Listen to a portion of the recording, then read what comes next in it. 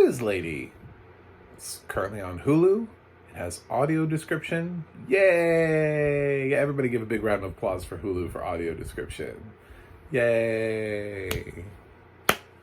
Slow clap. Slow clap for Hulu and audio description. Anyway, it stars Awkwafina, Sandra Oh, Will Ferrell, Holland Taylor, and while it's a spoiler, I have to talk about it later in the review, Paul Rubens. So, rest in peace to Paul Rubens. It's worth mentioning because I think if you were on the fence about watching it and you're a fan of Paul Rubens and you want to see him in this movie for a minute, then sure, there aren't going to be many more of those opportunities to see him in something new. So it was a very odd surprise to see Paul Rubens in this film, especially given the context in which I will talk about in a minute when I talk about the audio description for the film. But what is this film about? What is Quiz Lady about? Well, Quiz Lady is about the story of two sisters who both grow up. One of them is sort of the wild child, and that's played by Sandra Oh in this. The other one is sort of the more reliable, sturdy one, who loves to watch, you guessed it, quiz shows, including a very specific one that doesn't exist in the real world. But imagine Jeopardy, basically, but not Jeopardy because it has like a different format to it. It's its own thing. She's just obsessed with the show, and she's obsessed with the host, who's played by Will Ferrell, and remains obsessed with the show for all the way throughout her life into adulthood. And she's watching, and when she gets to her adulthood, she ends up starting to watch the run of sort of like the Ken Jennings version of this talk show, a guy that is on a winning streak, who's played by Jason Schwartzman. He's also in this, obviously, when you think of his plot, you think she's destined to one day be on the show. You're just wondering, like, when. Holland Taylor plays a neighbor of Awkwafina's who is an interesting character.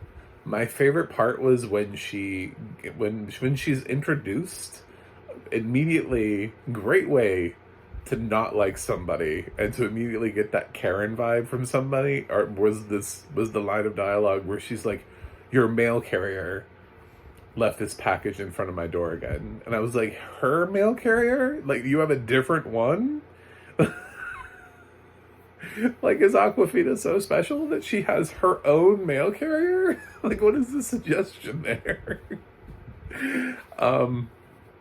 White privilege, guys. It is really, it's something. We've got it. We just like walk up to people's doors.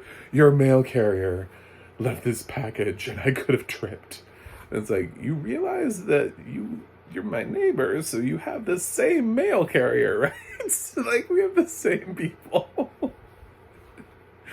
Ridiculous. So that's our introduction to Holland Taylor's character. So kind of a nice little bright spot in the film, but she's not in it that much, but she comes in and out, and every time she does, you're just like, oh my God, who is this lady? So the dynamic, it features these two sisters, and their mom was at like an assisted living facility, but she escaped, and they go there.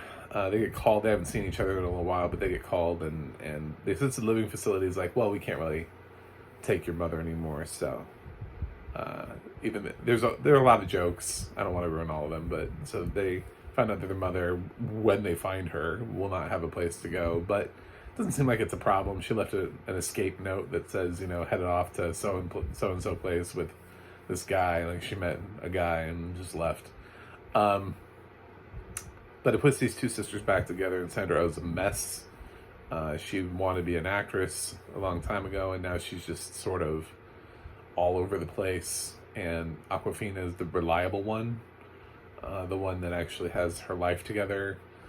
They show that, a long time ago, when her sister was getting ready to leave, she had just gotten a puppy, and she left the puppy and Aquafina took care of it. So now Aquafina has this 20-year-old dog named Linguini that she's been taking care of this whole time because her sister left it.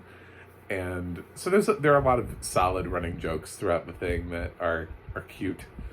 This one was a lot better than I thought it was going to be, considering it just kind of got dumped onto Hulu, and it has no awards buzz or anything. It's got a Fox logo in front of it, but they're just kind of like, here's Quiz Lady. Okay. I just enjoyed this film a lot better than I thought it was going to. So, yeah, eventually she obviously gets on the show, and that, we head to that direction. I'm not even gonna lie. I mean, I feel like maybe that's a spoiler, is because it takes till the third act of the film for that part to happen. So the film isn't predominantly about her being on the show. It's not like Quiz Show where she gets on the show early and then she's spending a lot of time on the show. It's more like we learn a lot about her life, the dynamic with her sister, and then eventually she finally auditions for the show and gets on and proves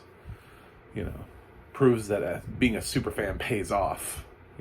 Hard work gets a seat. Anyway, so things I liked about this film, I actually liked the fact that this dynamic played well. I didn't think it would. And at first, when I realized what was happening, because I knew who was in this film, and I was like, wait a minute. So Aquafina is the normal one, and Sandra Oh is the wacky one. And then after I let that hit me and wash over me, it actually worked. So one of the things I really wanted for Aquafina in her career is a continued diversity.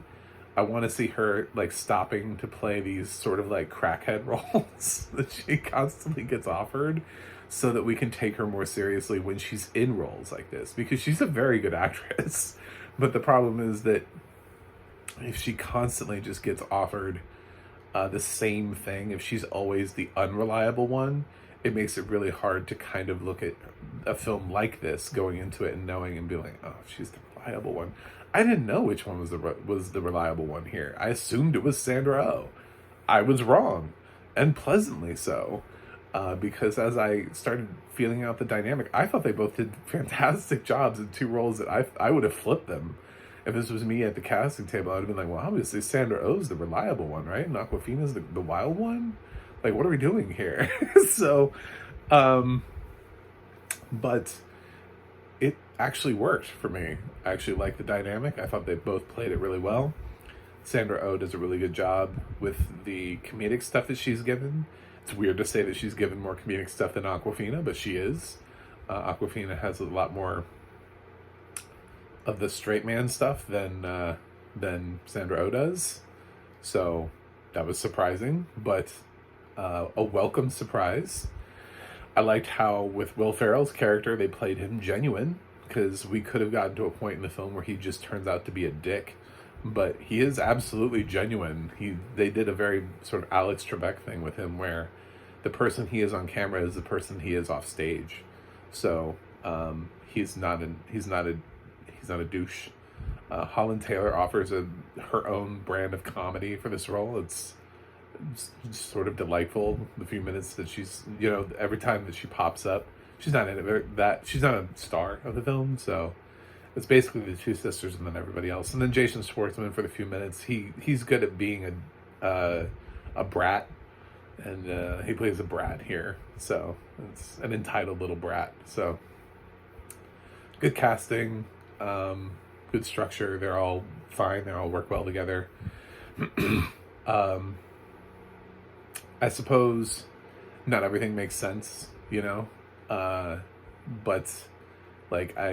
there's a point in the film where Aquafina has to rely on Holland Taylor, and I'm just like, you have no one else in your entire life other than this lady. This is the only lady in your entire life that you could possibly rely on. She seems like somebody who you would try to avoid coming in contact with, not somebody that you would ask for a favor. So that was a little bit of a stretch for me, because they hadn't really set her up as being the type of person that you would be like, oh, well, let's hang out sometime. You know, like, I like this quirky lady. Let's hang out sometime. It didn't really happen. So I didn't really get that. But other than that, it basically works out. Audio description wise, this is where we have to have a conversation. So we talk a lot about audio description, and I should say this is done by Zoo Digital, and yes, they did individually credit the writer and narrator. I'm not naming them because I'm about to criticize them, and that's not fun for me. So if you really want to find out who I'm criticizing, stay for the end of the credits after watching the film, and you'll find out which writer I'm calling out. So there's a point in the film where it seems sort of just like it's kind of pointless. And I brought up at the beginning that Paul Rubens is in this film. So there's a point where Awkwafina is over at Holland Taylor's house, and they're having a conversation, and she has a picture on her wall. And Awkwafina says, oh, you have a picture of Paul Rubens. And she says, no, that's Alan Cumming, my favorite actor, you know, from the Good Fight or The Good Wife or whatever. And then they just kind of list the credits, basically, of Alan Cumming. And Awkwafina's like, no, I'm pretty sure that's Paul Rubens. And the thing is that the audio description never definitively said what it was. And I feel like that a sighted audience would have been able to see who it was. And that is where the gap is that you have to think about it from this perspective. If a sighted audience gets the information and then we don't, then I'm sitting with people either in a theater or at home, and they all get the joke, and then I don't. So people understand who the photo is, and I don't understand it. So I question heavily whether or not that was what that was. But the person that I did watch the film with was less familiar with Alan Cumming, but thought it was Paul Rubens. What the little glimpse that we got on the TV. Obviously, this is TV because this is a streaming movie. It never went to theaters. And that's where I kind of question. I'm like, if I was able to see who it was as a visual person, then the blind audience should be told who it is, even if it means that we know that the other character is wrong, because it sets it up later on. Paul Rubens actually shows up, and Holland Taylor's really excited to see him, which means she is confused. She thinks he's Alan Cumming, but it's actually Paul Rubens. So and that's why we get a Paul Rubens cameo, and it's nice. It's nice to have him in the film. But yeah, it ends up answering itself, obviously. So that's why were we holding it back because of the joke later?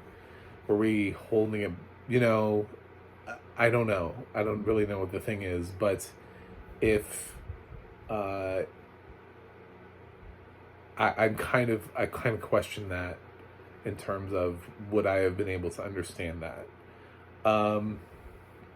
There's also a scene where they kind of have to play charades, and I would say that the charades are not really well described for the emotions that we kind of give up on describing the charades. There's like some light description on the charades, but not much. And the joke is probably that she's not great at charades, or what she's doing is so far removed from what a normal person would have chosen to do, that it's just like these two sisters who understand each other. And I didn't think the audio description was very good during the charades portion of the film either. I didn't really care for this audio description that much. There were also times where I noticed that there were breaks in the film where we could have interjected with something, and we just chose not to. And I'm not really sure what, because it is kind of a comedy and it does talk a lot, but that does mean that there are less times for you to interject with something. So I feel like there are moments where we could have brought out anything from a facial expression to a mention of what somebody was wearing, what their hair looked like, anything in the film. And there are so many opportunities here that you'll notice where there's just kind of like dead silence, dead air. So yeah, I just wasn't a fan of this script. I don't really have a problem with the narrator, but I didn't like the script. Sorry, script writer. There were just so many, a couple of times I was watching this that just didn't hit for me. So ended up sort of standing out. So that's my sad face. Overall, I enjoyed Quiz Lady as a film. No, it didn't rewrite the wheel. It's not one of the best films of the year. It's nothing like that, but it's a perfectly fine film that probably deserves more attention than it's getting on Hulu, and has some solid performances from some good actors. And I can't really think of too many negatives other than the fact that, sure, yeah, there are probably funnier films that make more sense and will stand the test of time. But considering I expected nothing, I feel like I got more than I expected. So I'm gonna give Quiz Lady a B+. Anyway, thanks for watching. Please click that subscribe button. I'm pretty close to my goal for the end of the year, so that would be great. I also would like, you can check out my website, macthemovieguy.com. You can follow me on X, Threads, or Instagram at macmovieguy. You can go to the audio description project, adp.acb.org. It'll let you know who has audio description where you can watch it. And you can go to the ADNA.org. That's the ADNA.org. It'll let you know who's narrating your favorite films and television series. That's it. I will leave that where that lies. I hate criticizing audio description, but sometimes I do. That's why I'm here. Let's talk about it. Anyway, thanks for watching. Thanks for subscribing, and I'll see you guys on the other side.